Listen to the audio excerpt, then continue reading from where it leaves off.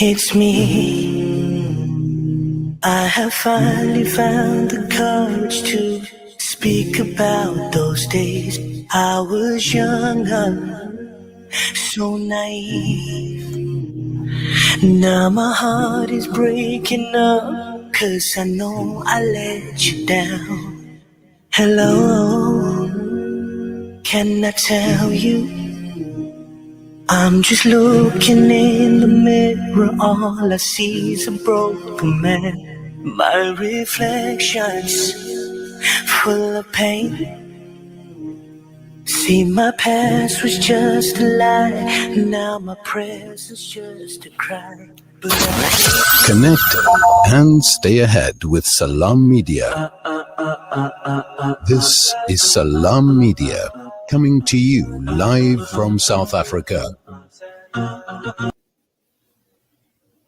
It is 12. You are listening to the Mid-Morning Talk with me, Maryam Mkwanda, and this is the Tuesday edition. Coming up next is the hit list, or rather it is time for the hit list. And today features Muhammed Choonara, an aspiring young politician who is passionate about African development and is also one of the 200 young South Africans for Mail and Guardian, here to share his journey with us. Muhammed, Assalamu alaikum wa rahmatullahi wa barakatuh, and shukran for joining us. Wa alaikum salam, and thank you so much for always having me on the Salam Media platform. All right, so first of all, tell us, when did your journey in politics begin? You know, I honestly believe, and I always say this, that I did not choose my journey in politics or the way in politics, but instead I believe that it was politics that chose me. And I always say this because from as young as I can remember, I knew that I wanted to make a change. I knew that there was so much that was wrong with the system. The exclusion of youth, the exclusion of women, the exclusion of persons with disabilities from the highest echelons of leadership. And I knew that the only way that's going to change if we face it head on and we have these tough conversations and we ensure that youth, people with disabilities, and women hold these high positions in echelons and within society. Now, how have you used your activism to break down boundaries and to reduce ethnic and racial division?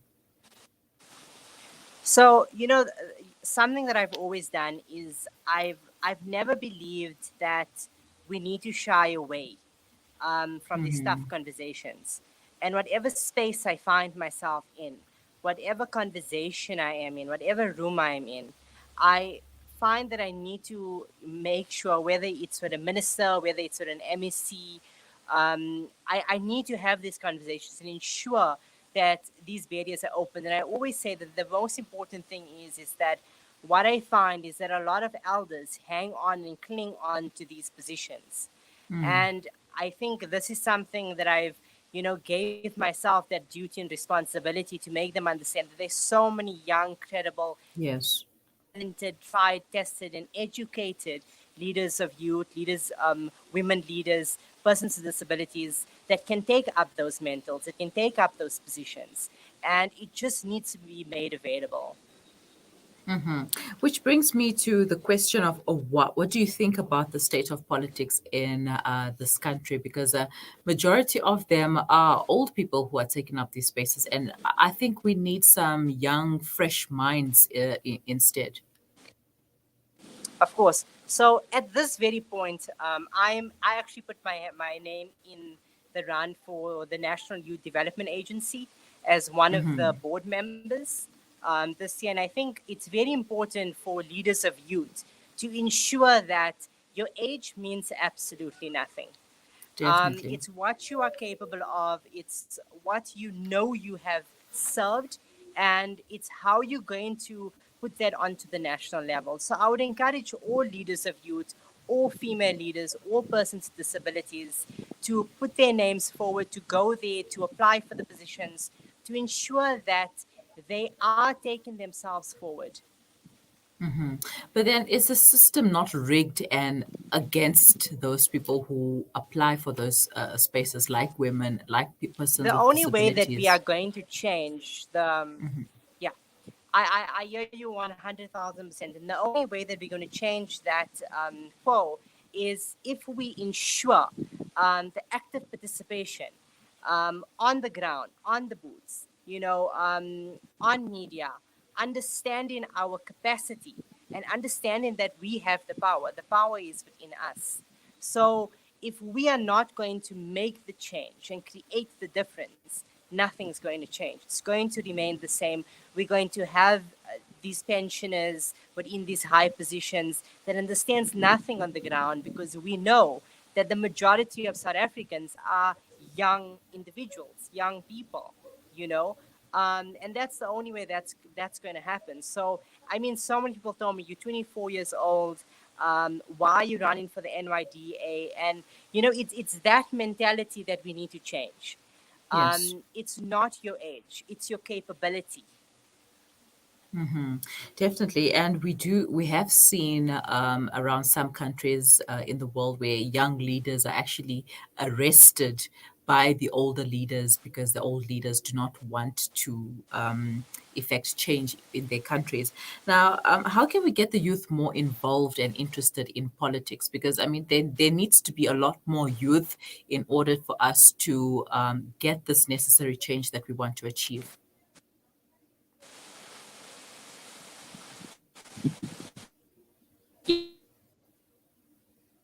So for me, what I've always believed in was Mm-hmm.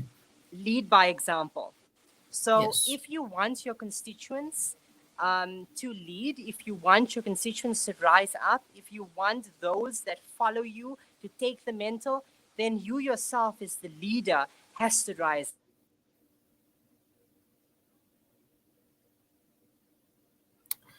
All right, Mohammed, we have lost. Nations. Okay, we've just lost Mohammed over there. We are talking about Mohammed being one of the Maryland Guardian 200 young South Africans. All right, there he is. Mohammed, you were saying? Yeah. I was saying that, the most important thing for me is, and my style of leadership was lead by example. So if you want those that follow you, your constituents, and those that believe in you to take up these Mm-hmm. mantles of position, you yourself need to be doing it. So Yeah. that's the best advice that I can give to anybody, is to lead by example, to go out there, to not listen to the naysayers, because if you're going to listen to the naysayers, nothing is going to get done. Well, you did mention that you are 24, which means that you started out quite young. How did Yes. your upbringing contribute to your life now as an activist and a politician? I think for me, choosing and having been chose in this career of politics, the most important thing for me was to ensure faith in God. I honestly believe that without God's backing and without God's protection, there's no way you're going to make it in this industry. And Yes. that's the most important thing. And for me, from a very young age, I knew where I wanted to be. I mean, one of my long term goals is the presidency of the Republic of South Africa, God willing, in Mm-hmm. 2034. I mean, That's where I see myself. And I see myself actualizing and implementing a United States of Africa, where Africa is united under one body, because I truly believe that the time is now for us to unite. The only way that we are going to be prosperous is if we unite. We need to stop looking outwards and we need to start looking inwards. We have so much of talent and we need to utilize that talent. yeah, earlier on, you mentioned gender based violence being one of the fundamental issues, as well as child abuse of children. Yes. How do we address these issues and how do we tackle the gender based violence? I do believe that there are many organizations out there trying to tackle this problem. You know, we have the hashtag Me Too campaigns, we have so many campaigns out there. We have the 16 days of activism of no violence against women and children. But I feel like although there are so many organizations, but there's still so much that needs to be done. 100%. And this is actually something that I wrote a letter to the president, Cyril Ramaphosa, the legislator, the constitutional court, and many other individuals. I actually covered the topic on Salam Media not so long ago. And I said that our sexual offences courts are just not sufficient. Also, the very important thing is that once a survivor, and I'm very reluctant to use the word victim because I feel like it just gives this really bad connotation to it, you know. And we Yes. need to be respecting survivors of gender based violence and femicide.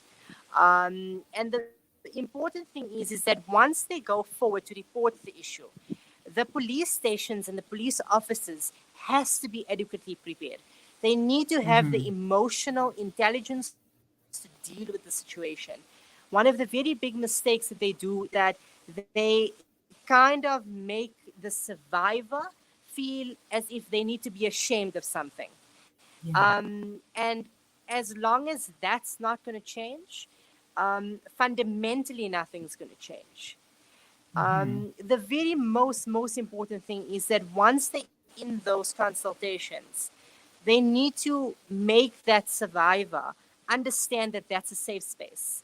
They have the ability to voice anything that happened. And moving forward, government needs to, and this is something that Cyril Ramaphosa, our president, said that, it's now a national state of disaster. But we need more than words. We need Yes. actions. We need our police on the ground. We need our government institutions, community safety departments, the MECs of community safety, Faith Maziboko. Um, um, you know, we need these individuals to understand that what they say and how they do it is really going to create the change, and it's going to make these men. And this is something that a lot of people don't understand, is that there are also men that go through gender-based violence, and that's why it's called Yes. gender-based violence. So we need to ensure that gender-based violence in our country is not tolerated, not in the least. And that's the only way, zero tolerance.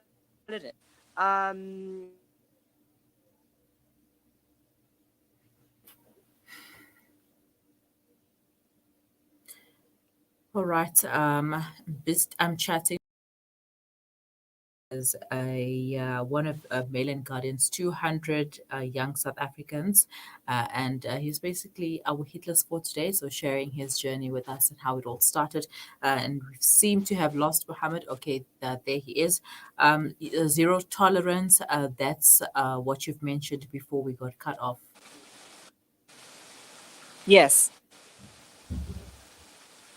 All right, and we also need to police, the SAPS need to be held accountable when they do not take matters such as this seriously, because these are not things that you should just brush off lightly. You know, when a victim, or rather a survivor, like you mentioned, comes to report a case, they're not doing it because they want to. They're doing it because they have to. They feel like if they don't step up and do something, then somebody else is going to have to be a survivor as well, or sometimes not even as lucky as the person who reports the case.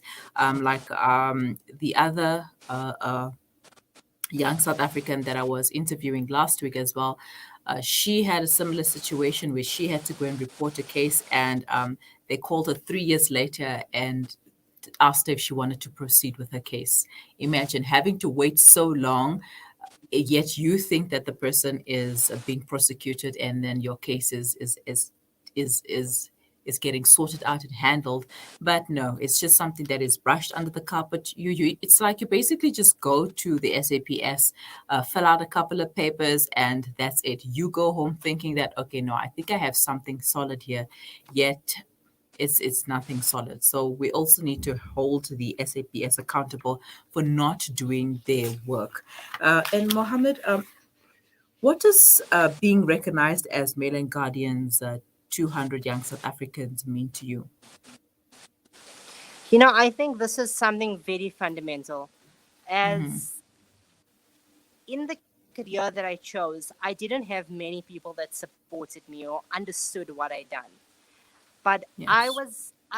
that was enough for me because I always had my own self validation. And I knew Mm-hmm. that what I was doing was creating the much needed change needed on the ground. And for the Maiden Guardian, Africa's best read, to come out and recognize me as part of the 200 most influential, as well as eminent South Africans in the civil society category, a field that I've dedicated my entire life to as a servant, activist, leader, and volunteer, honestly Mm-hmm. gave me the reassurance that the path that I am on and the journey that I am on and what I am doing is creating that much needed change. The right individuals are seeing it, and the result speaks for itself. Mm-hmm. All right, Mohammed, we have a game that we play. It's called Quick Fire. I'm going to ask you 5 questions, and all you have to do is answer Okay. them as quickly as possible. All right, if you were the president, who would be your deputy? Julia Mongari Matswini. What would your top priority be as the president? Gender based violence, youth education, entrepreneurship, and ensuring that women and persons with disabilities are given the best positions in authority. What is your favorite quote? Lead by example. And what book would you recommend?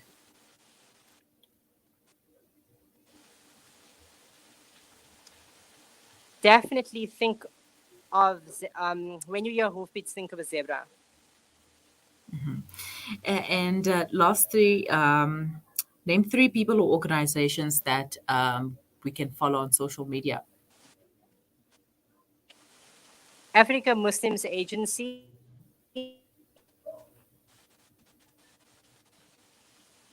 NYDA, Community Safety Gauteng. All right, so that was it for quick fire. So, Mohammed, where do you see yourself in the next 5 years, inshallah? I see myself as the executive director as well as the chairperson of the NYDA.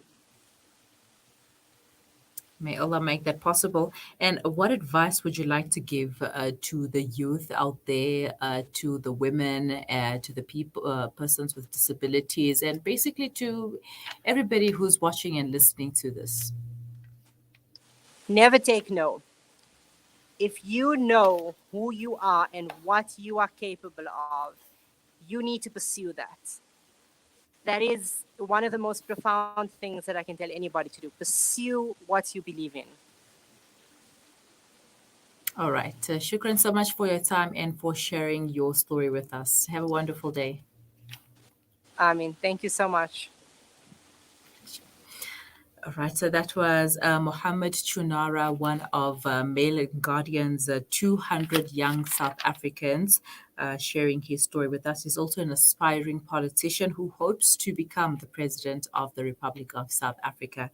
And he's also passionate about African development, and he wants to see a United States of Africa, a dream of some of the presidents in Africa, you know, some of the presidents that were assassinated as well. So his piece of advice, never take no. So don't settle for a no. Go out there until you get your yes. And this piece of advice comes in line with you going out there to achieve your goals, you going out there to achieve your dreams, and you doing something for yourself. So don't settle for less. Don't settle for that no. You can do this. You got this. If you have any further comments, you can leave them in the comment section, or you can send them to us on WhatsApp. The number is 061 766 0355. Do stay with us. We will be right back.